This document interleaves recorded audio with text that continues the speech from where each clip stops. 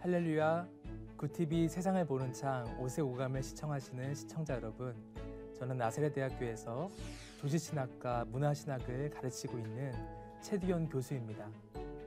우리는 지난 세 강의에서 이영훈, 신해철, 김현식의 음악을 통해 신앙을 이야기했습니다. 어떻게 대중음악으로 신앙을 이야기할 수 있나 조금은 신선하고 조금은 어색하셨을 수 있습니다. 이제 마지막 강의입니다. 기독교로 대중음악 즐기기라는 제목으로 이런 이야기들이 왜 필요하고 어떻게 가능한지에 대해서 함께 생각해 보겠습니다. 오늘날 우리를 둘러싸고 있는 현대 문화는 크게 세 가지로 이해할 수 있습니다. 첫째, 세속주의입니다. 세속주의란 종교와 사회를 분리시키는 것입니다. 초월의 영역과 현실의 영역을 분리시키는 것, 하늘과 땅의 영역을 분리시키는 것입니다. 세속주의 문화에서 신앙은 개인의 사적, 신념의 영역에 갇히게 됩니다. 신앙은 정치, 경제, 사회, 문화, 즉 현실의 영역에 관여해서는 안 되는 것이 됩니다. 두 번째로 오늘날 현대 문화는 상대주의입니다. 상대주의란 누구에게나 보편적이고 절대적인 정답과 진리는 없다는 것입니다.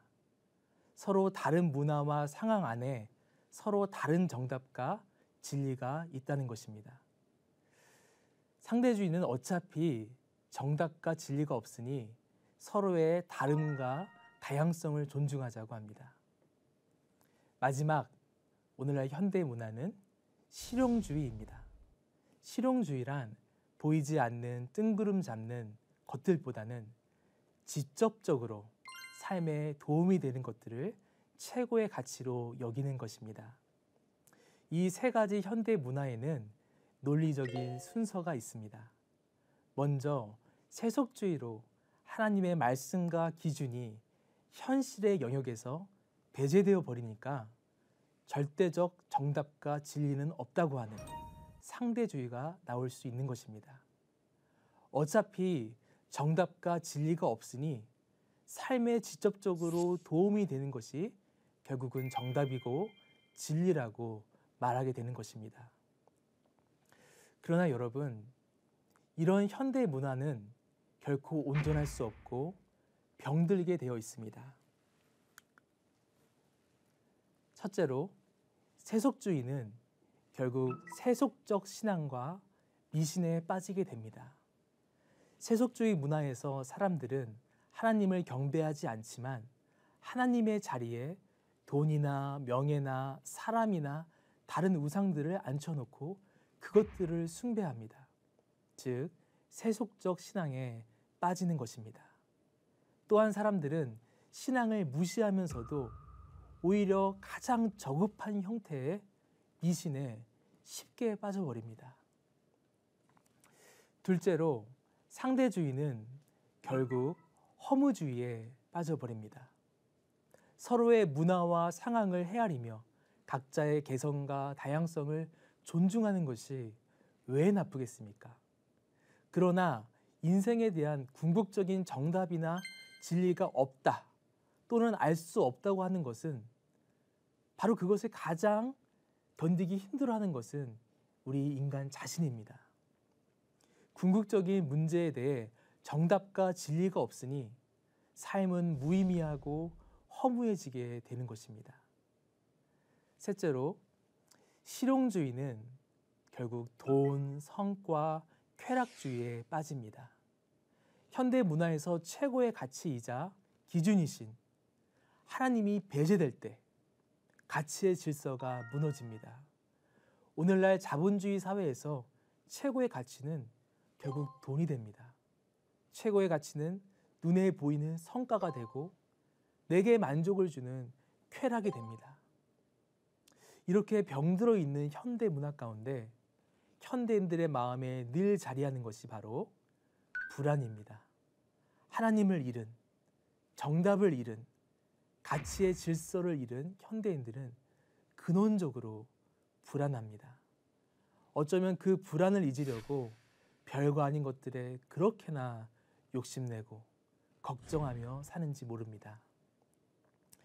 자, 근데 여러분, 이렇게 현대 문화가 문제라면 우리는 그저 현대 문화를 멀리해야 할까요?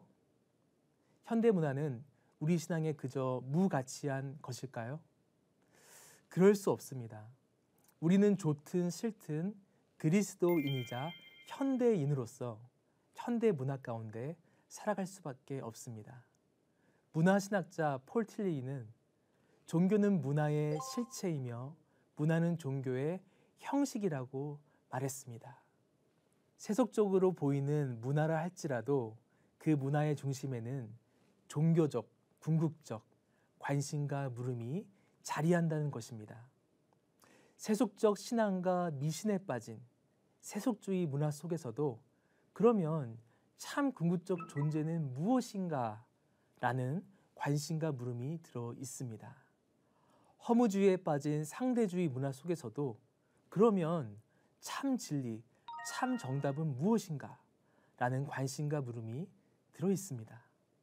돈, 성과, 쾌락주의에 빠진 실용주의 문화라 할지라도 그 속에는 그러면 참 삶의 가치가 무엇인가라는 관심과 물음이 들어 있습니다. 우리는 기독교인으로서 문화 속에 이런 궁극적 관심과 물음을 이해하고 그 물음에 이렇게 대답해 줄 수 있어야 합니다. 참 궁극적 존재는 예수 그리스도 안에 자신을 계시하신 하나님이시다. 참 진리, 정답은 내가 길이요 진리요 생명이라 하신 예수 그리스도이시다. 참 삶의 가치는 무엇인가? 예수 그리스도를 믿고 따르는 것이다. 우리는 현대 문화 가운데 두 가지 삶의 태도를 피해야 합니다. 하나는 현대 문화를 무조건 긍정하고 무비판적으로 그것에 빠져 사는 것입니다. 다른 하나는 현대 문화를 죄악시하며 그저 멀리하는 것입니다. 이런 두 가지 삶의 태도를 가지면 현대 문화의 궁극적 관심과 물음을 이해할 수도 없고 그 물음들에 기독교인으로서 적절하게 대답해 줄 수도 없습니다. 자, 긴 이야기를 했는데요. 바로 이런 맥락에서 우리는 기독교인으로서 대중음악을 즐길 수 있습니다. 오늘날 현대 문화는 결국 대중이 만들고 향유하는 대중문화의 다름 아닙니다. 대중문화 중에서도 대중음악은 우리가 좋든 싫든 가장 쉽게 접하고 향유하고 있는 문화입니다.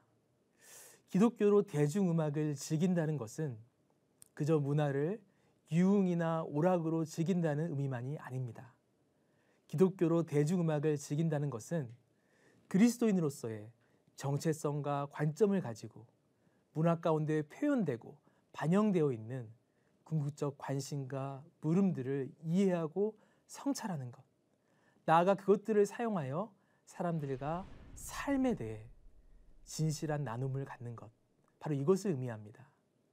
지난 강의 동안 우리는 바로 이런 의미에서 이영훈, 신해철, 김현식의 음악을 즐겨본 것입니다. 기독교 신앙과는 상관없을 것 같았던 대중음악가들이었지만 어땠습니까? 작곡가 이영훈의 슬픈 사랑의 노래에는 진실한 신앙 고백과 하나님의 영감이 배어 있었습니다. 신해철의 음악에는 교회를 비판하고 싫어하는 분들이 많은 이 시대 가운데 우리가 한번 진지하게 생각하고 성찰해 보아야 할 내용들이 많이 있었습니다. 김현식의 노랫소리가 우리 마음에 주는 울림에는 하나님 나라를 예비하는 영적인 차원이 있었습니다. 기독교로 대중음악을 즐기는 것에 대해 제가 한 가지 꼭 강조하고 싶은 것이 있습니다. 그것은 바로 대중음악의 시대성입니다. 대중음악을 들으면 그 시대를 느낄 수 있습니다.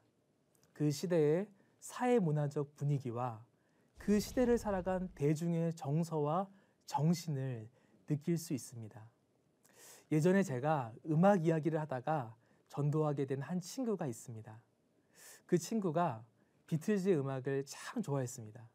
친구 말이 비틀즈 음악을 들으면 자기는 한 번도 가본 적 없는 1960년대 영국의 리버풀 거리를 걷고 있는 것 같은 그런 체험을 한다는 것입니다. 정말 그렇습니다. 대중음악을 들으면 마치 그 시대의 어느 거리를 걷고 있는 것 같습니다. 그 거리에서 사람들의 얼굴을 보고 대화를 나누고 그 마음을 느껴보는 것 같은 체험을 합니다.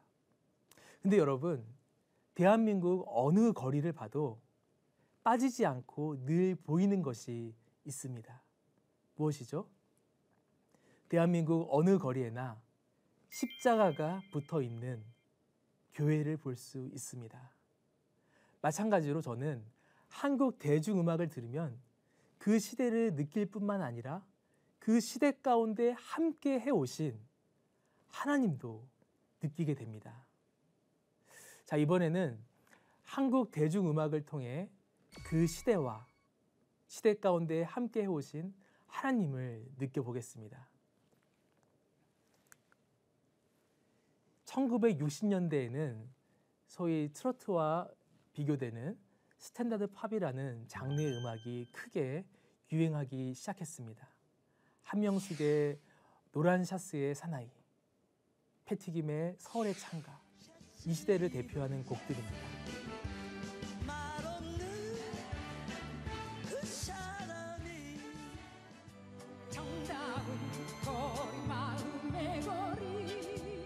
밝은 코드 진행에 풍성한 악기 편곡으로 이루어진 스탠다드 팝을 들으면 전쟁의 폐허 위에 절망을 극복하고 희망으로 살아가려 했던 그 시대 사람들의 긍정적인 마음, 희망을 느낄 수 있습니다.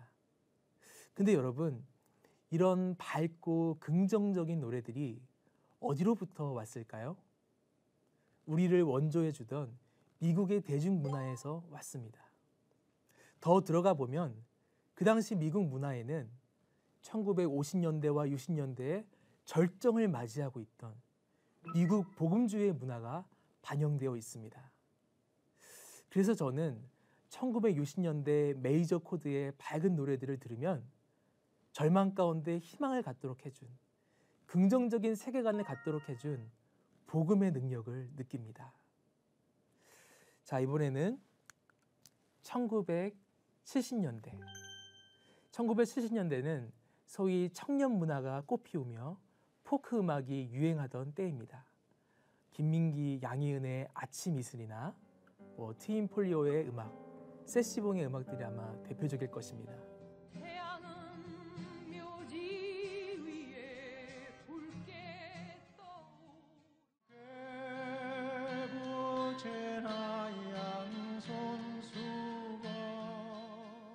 이 시대의 포크 음악을 들으면 경제 발전을 최우선 가치로 삼던 분위기 속에서도 돈이나 출세보다 청년의 순수를, 아침 이슬의 가치를 노래할 줄 알았던 그 시절 대학생들, 청년들의 낭만이 느껴집니다.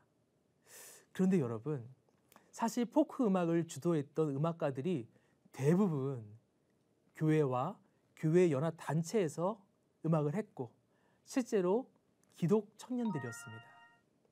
그래서인지 제게 70년대 포크 음악은 교회 오빠, 교회 누나들이 세속에 물들지 말고 거룩한 가치를 지키라고 들려주는 이야기 같습니다. 자, 이번에는 1980년대입니다. 1980년대는 어떻습니까? 독재와 산업화가 절정을 이루며 민주화 운동과 노동 운동이 최고조로 격해졌던 격동의 시기였습니다. 거칠게 말해 80년대 언더그라운드 음악은 동아기획 사단과 민중가요 진영으로 나뉠 수 있습니다. 동아기획 사단이 사랑으로 세상을 치유하려 했다면 민중가요 진영은 투쟁으로 세상의 정의를 세우고자 했습니다.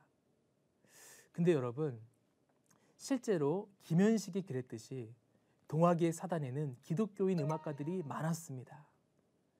민중가요 진영에도 진보적인 기독교인들과 교회들이 정말 많이 참여했었습니다. 이 양쪽 음악을 들으면 이 땅에 하나님 나라를 세우기 위한 사랑의 기도소리와 정의의 기도소리를 함께 듣는 것 같습니다. 자, 이번에는 1990년대입니다. 1990년대 음악은 어떻습니까? 이때부터는 댄스나 힙합 음악이 크게 유행하기 시작합니다. 아마 서태지와 아이들의 난 알아요.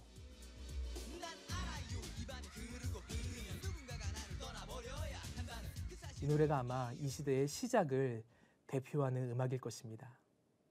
이런 음악들이 계속 발전되어 오다가 오늘날 K-팝은 전 세계적으로 인기를 얻고 있습니다.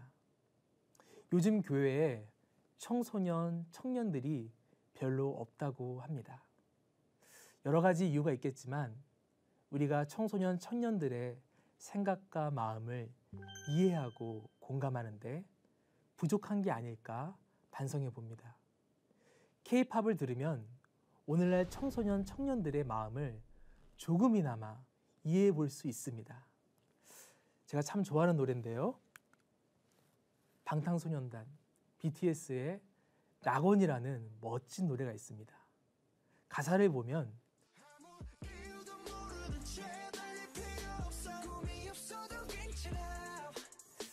여러분, 요즘 청소년, 청년들의 마음이 느껴지십니까?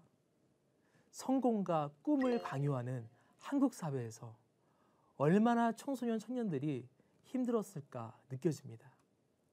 저도 예전에 교회에서 청소년 사역을 오래 했었는데요. 이 노래를 듣고 정말 반성하게 되었습니다. 어쩌면 비전이라는 이름으로 그저 크게 쓰임 받으라고 그들을 몰아붙였던 게 아닐까 반성하게 되었습니다. 그렇다면 오늘날 교회는 청소년, 청년들에게 어떻게 다가가며 어떤 말을 해줘야 할까요? 저는 그 답을 래퍼 비와이에게서 듣습니다. 비와이의 The Time Goes On이라는 곡이 있습니다. 그 가사 중에 한 부분인데 정말 라임이 예술입니다.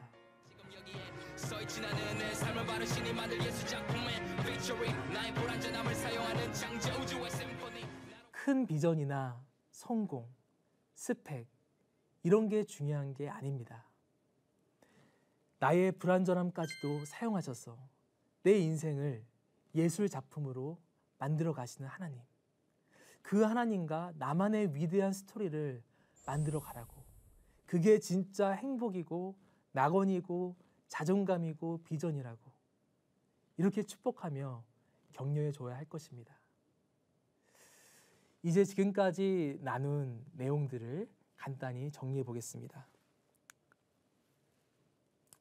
현대 문화는 세속주의, 상대주의, 실용주의를 할 수 있는데 이런 문화 안에서도 참 존재와 진리와 가치에 대한 궁극적 관심과 물음이 들어 있습니다.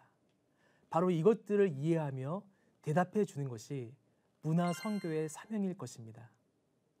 때문에 우리는 대중음악을 하나의 유흥이나 오락으로만 즐기는 것이 아니라 그 안의 중심, 즉 궁극적 관심과 물음을 이해하고 대중음악을 통해 사람들과 진실한 삶의 나눔을 가질 수 있습니다. 나아가 대중음악을 들으며 우리는 시대를 느낄 수 있고 그 시대 가운데 함께 해오신 하나님을 느낄 수 있습니다. 자, 이제 그동안의 모든 강의의 결론으로서 로마서 말씀 한 구절을 함께 묵상해 보겠습니다. 하나님이 이렇게 놓으신 것을 음식 때문에 망치는 일이 없도록 하십시오. 모든 것이 다 깨끗합니다. 의심을 하면서 먹는 사람은 이미 단죄를 받은 것입니다. 그것은 믿음의 근거에서 한 것이 아니기 때문입니다. 믿음에 근거하지 않은 것은 다 죄입니다. 여러분, 바울은 말합니다. 어떤 음식이 부정하다고 믿으면서 그 음식을 먹는 사람은 바로 그 믿음에 의해서 죄를 짓는 것입니다. 그러나 예수님 말씀처럼 죄는 마음에서 나오는 것이지 어떤 음식도 부정한 것이 아니라고 믿는 사람은 바로 그 믿음에 따라 어떤 음식을 먹어도 죄가 되지 않습니다. 대중음악과 음식을 단순 비교할 수는 없지만 우리가 기독교인으로서 즐길 수 있는 대중음악의 범위는 최소한 지금 우리가 생각하는 것보다 훨씬 넓고 다양할 수 있다고 생각합니다. 만약 대중음악을 즐긴다는 말을 단순히 긍정한다는 의미가 아니라 비판적으로 이해하면서도 적절히 활용한다는 의미로 확장한다면 세상에 못 즐길 대중음악은 하나도 없게 될 것입니다. 제가 딸을 키우고 있는데요. 혹 다칠까봐 불이나 칼 주위에는 접근도 못하게 합니다. 그러나 제 딸이 앞으로 크게 되면 당연히 불이나 칼에 접근하게 할 것이고 어떻게 하면 안전하고도 유익하게 사용할 수 있는지 가르쳐 줄 것입니다. 마찬가지입니다. 한국 교회가 어렸을 때는 해로울까봐 대중음악을 부정적으로만 이야기하며 아예 듣지 못하게 하는 것이 필요했을 수 있습니다. 그러나 이제 한국 교회는 이만큼 자라왔고 이제 문화에 대한 문화를 통한 선교가 시급하게 요청되는 때를 맞이하고 있습니다. 이제는 기독교인으로서 대중음악을 적절히 즐기며 사용하는 법을 배우는 것이 바람직합니다. 이제 강의를 마칩니다. 저와 여러분이 언제 어디서나 들을 수밖에 없는 대중음악을 그저 부정하다 여기며 피하지 않기를, 그렇다고 무조건 수용하지도 않기를 바랍니다. 저와 여러분이 기독교로 대중음악을 바르게 즐겨버림으로써 더 풍성한 문화를 향유하고 창조하며 사람들과 즐겁게 삶을 나누기를, 바르게 문화를 즐기는 우리의 행위 자체가 삶의 예배가 되고 선교가 되기를 축복합니다. 하나님의 말씀으로 세상을 이해하고 바라보는 마음의 창이 여러분 안에 열리기를 소망하며 이 시간을 마치겠습니다. 감사합니다.